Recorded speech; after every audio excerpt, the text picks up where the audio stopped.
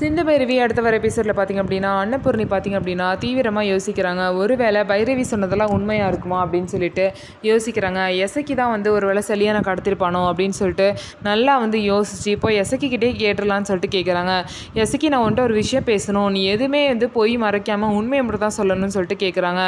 நீ வந்து காயத்ரி வந்து பார்த்த அப்படின்னா செலியன் வந்து காணா போனதுக்கப்புறம் காயத்ரி வந்து கல்யாணம் நின்று போச்சுன்னு சொல்லிட்டு அழுதுட்டு இருந்தா. அப்போ வந்து நீ வந்து அவளை கல்யாணம் பண்ணிக்கிட்ட. ஆனால் திரும்ப வந்து செலியன் வந்ததுக்கப்புறம் நீ வந்து செலியனுக்கு தானே காயத்ரியை விட்டு கொடுக்கணும். ஆனால் நீயே செலியன் கிட்ட வந்து சண்டை போட்ட.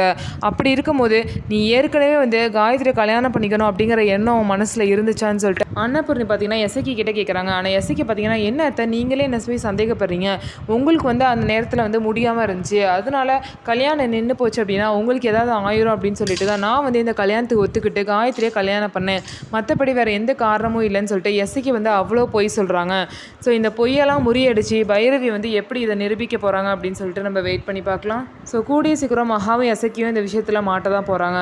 நம்ம வீடியோ உங்களுக்கு பிடிச்சிருந்தா நம்ம வீடியோவை லைக் பண்ணிக்கோங்க. மறக்காமல் நம்மளோட சேனலை சப்ஸ்கிரைப் பண்ணிவிட்டு பாருங்கள்.